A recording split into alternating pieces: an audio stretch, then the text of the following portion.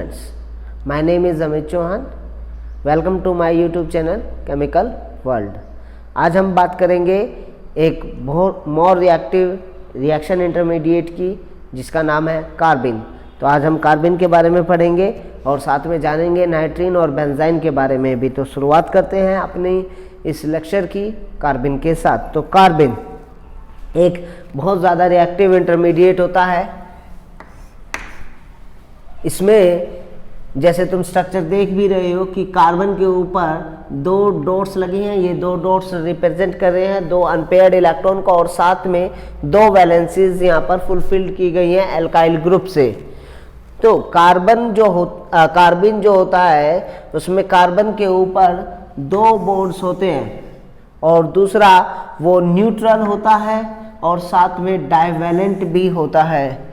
ठीक है, जैसे यहाँ पर देख सकते हैं इसकी जो वैलेंसी है वो दो ही फुलफिल हो रही है।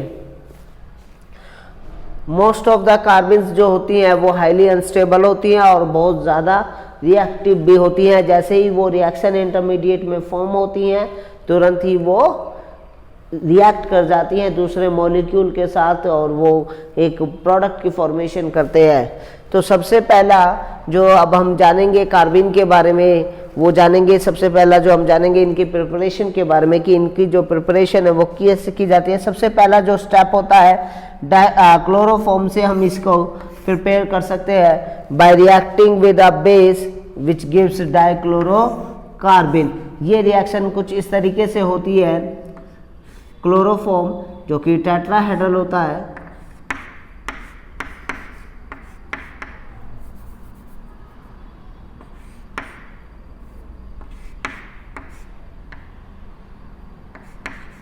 यहाँ से एक बेस OH माइनस इस प्रोटॉन को एब्स्ट्रैक्ट कर लेता है और जैसे ही ये प्रोटॉन एब्स्ट्रैक्ट होता है बेस के थ्रू तो ये बॉन्ड सिग्मा बॉन्ड जो है वो कार्बन पर शिफ्ट हो जाता है और यहाँ से ये क्लोरीन लीव कर जाता है और जो हमारा रिएजेंट बच जाता है वो इस तरीके से जो हमारा इंटरमीडिएट बनता है वो इस तरीके से बनता है कि dichlorocarbene. This is the dichlorocarbene.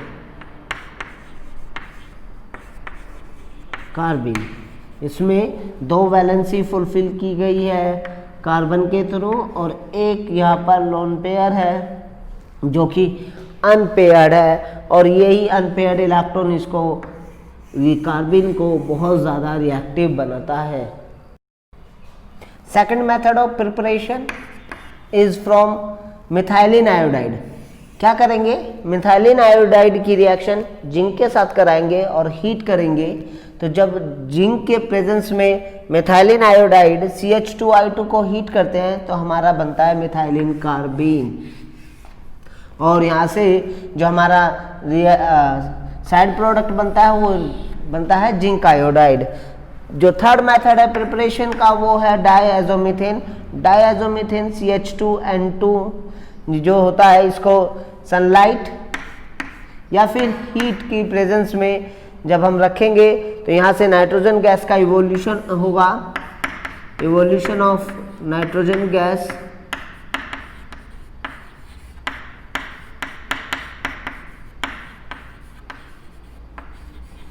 और जो हमारा मेन इंटरमीडिएट बनेगा वो बनेगा मिथाइलिन कार्बिन।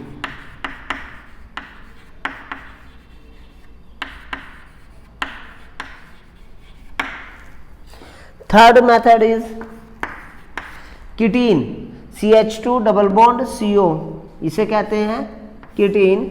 और जब इसको हीट करेंगे तो यहाँ से कार्बन मोनोऑक्साइड गैस इवॉल्व होगी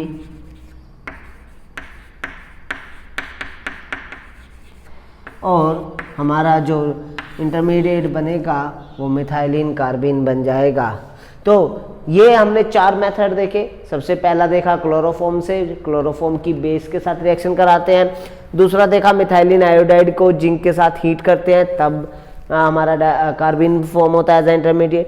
थर्ड मेथड ऑफ प्रिपरेशन में हमने देखा कि डायएजोमीथेन की हम सनलाइट में रखें या हीट करें तो भी हमारा मिथाइलिन कार्बिन वहाँ पर फॉर्म होता है। और जो फोर्थ हमारा स्टेप था प्रिपरेशन का वो था कीटीन से, कि कीटीन से किस तरीके से हमें यहाँ पर बनाते हैं, कीटीन को हीट करके भी हम मिथाइलिन कार्बिन बना सकते हैं। तो ये कुछ मेथड्स थे प्रिपरेशन के। अब हम जानेंगे कार्बिन के बारे में कि कार्बिन कितने तरीके के होते हैं। तो बेसिकली कार्बिन जो है वो दो तरीके की होती है, एक होती है सिंगलेट कार्बिन और दूसरा होता है ट्रिपलेट कार्बिन। अब हम जानेंगे शेप और स्टेबिलिटी ऑफ कार्बिन के बारे में कि सिंगलेट और ट्रिपलेट कार्बिन में कौन ज़्यादा स्टेबल होता है। तो जनरली जो कार्बिन की शेप है वो ट्राइगोनल प्लेनर होती है, और जो कार्बन होती है, जो हाइब्रिडाइजेशन होती है कार्बन की, वो sp2 हाइब्रिडाइज्ड होती है। किस तरीके से होता है, थोड़ा सा डिफरेंस होता है सिंगलेट कार्बिन और ट्रिपलेट कार्बिन में। अगर हम देखें तो ये दो हाइड्रोजन जो है ये प्लेन में है, ये 3 बॉन्ड, ये जो दो हाइड्रोजन है ये आउट ऑफ द प्लेन है, और ये sp2 हाइब्रिडाइज्ड प्लेन में है।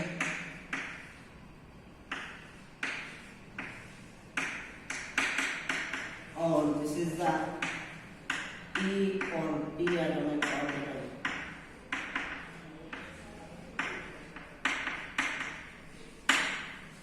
तो सिंगलेट कार्बिन में क्या होता है कि जो दोनों नॉन बॉन्डेड इलेक्ट्रॉन्स होते हैं वो sp2 हाइब्रिडाइज्ड ऑर्बिटल में होते हैं, और वो भी अपोजिट स्पिन के साथ होते हैं। वहीं पर ट्रिपलेट कार्बिन में जो है थोड़ा सा चेंज हो जाता है।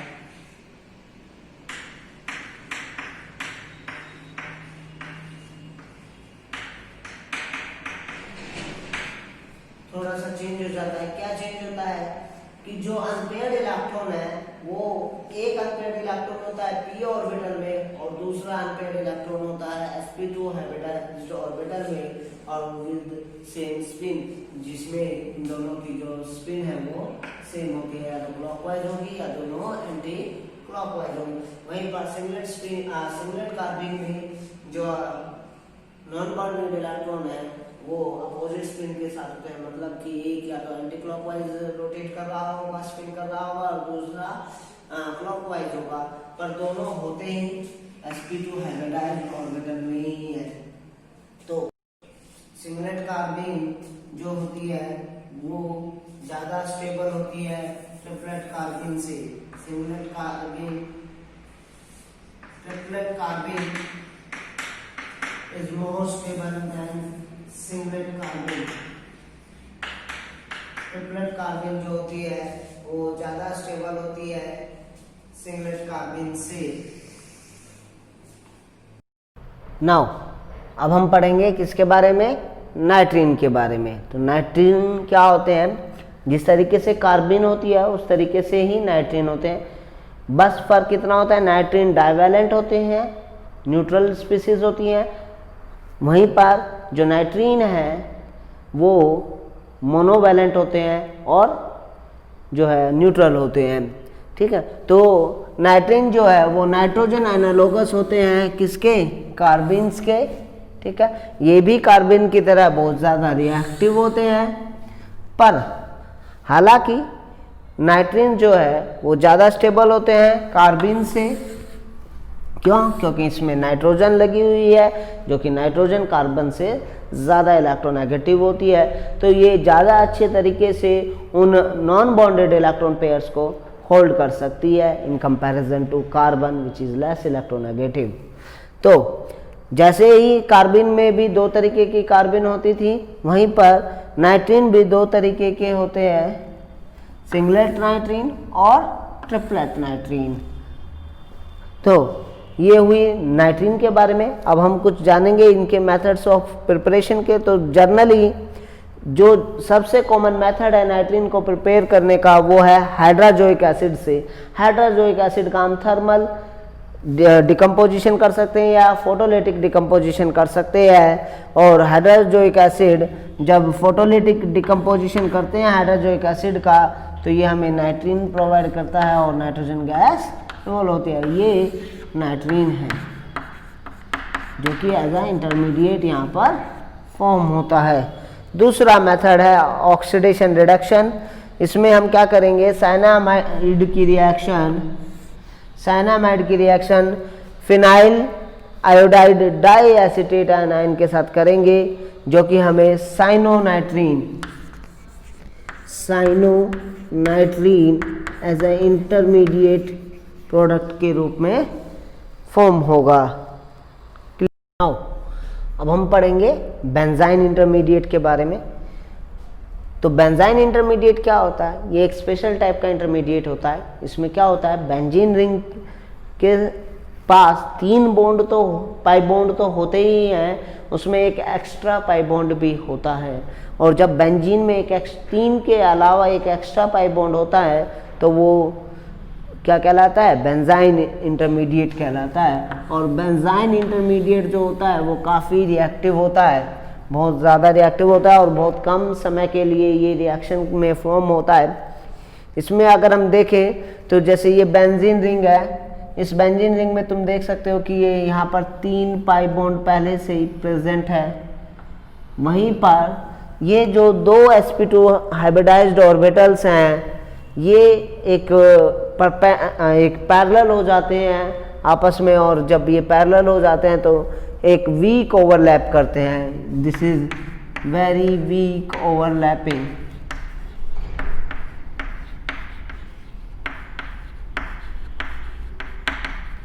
और जब ये sp2 हाइब्रिडाइज्ड ऑर्बिटल बहुत वीक ओवरलैप कर जाते हैं तो ये एक वीक पाई बॉन्ड की फॉर्मेशन करते हैं। और यहाँ पर 3 पाई बॉन्ड जो है, एक 3 के अलावा एक और एक्स्ट्रा पाई बॉन्ड जनरेट होता है, और ये ही क्या कहलाता है, बेंजाइन कहलाता है।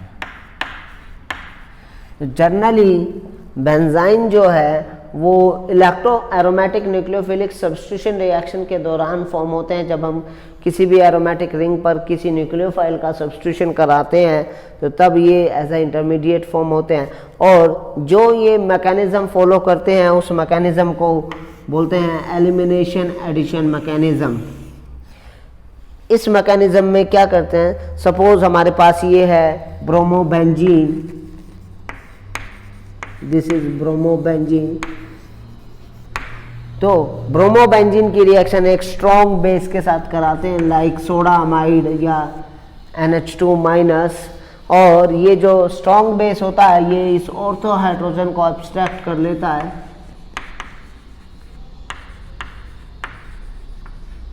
और जब ये ऑर्थो हाइड्रोजन को एब्स्ट्रैक्ट करेगा तो यहाँ पर NH3 की फॉर्म में जो गैस है वो रिलीज हो जाएगी, और हमारा जो बनेगा वो एनाइन बेंजीन एनाइन बन जाएगा। और जैसे ही ये एनाइन फॉर्म होगा तुरंत ये जो नेगेटिव चार्ज है ये कार्बन कार्बन के बीच में शिफ्ट होगा, और जैसे ही ये कार्बन और ब्रोमीन लीव कर जाएगा तुरंत, तो यहाँ पर हमारा बन जाएगा बेंजीन एज ए इंटरमीडिएट। जो कि बेंजीन इंटरमीडिएट काफ़ी रिएक्टिव होते हैं, तो तुरंत ये क्या करेंगे, NH3 के साथ रिएक्ट कर जाएंगे। जो NH3 एज आ साइड प्रोडक्ट पहले फॉर्म हुआ था, और ये NH3 फिर बन के बना देंगे एनिलीन। तो removal of bromine from the benzene ring is called elimination step, और addition of ammonia gas to the benzene is called addition step. तो यहाँ पर हमने देखा कि इस रिएक्शन में पहले एलिमिनेशन हो रहा है, एलिमिनेशन के दौरान बेंजीन इंटरमीडिएट फॉर्म हो रहा है, और फिर हमने देखा कि वहाँ पर NH3 का एडिशन हो रहा है। डियर स्टूडेंट्स, हमने रिएक्शन इंटरमीडिएट कंप्लीट कर लिया है। हमने रिएक्शन इंटरमीडिएट पढ़े हैं, जिसमें हमने पढ़ा कार्बोकैटायन, कार्बोएनाइन, कार्बन फ्री रेडिकल्स, कार्बिन, नाइट्रीन्स और बेंजीन के बारे में, इनकी शेप, स्ट्रक्चर, स्टेबिलिटी के बारे में, किन किन रिएक्शंस में ये एज अ इंटरमीडिएट फॉर्म होते हैं, वो सब हमने पिछले कुछ लेक्चर्स में और आज के लेक्चर में जाना। अब जो लेक्चर होगा, जो नेक्स्ट लेक्चर होगा, वो होगा इलेक्ट्रॉन डिस्प्लेसमेंट मेथड्स पर, कि जो इलेक्ट्रॉन्स के डिस्प्लेसमेंट है वो कैसे होती है किसी भी ऑर्गेनिक रिएक्शन के दौरान। तो ये सब जानने के लिए जुड़े रहिए मेरे यूट्यूब चैनल केमिकल वर्ल्ड से। Thank you.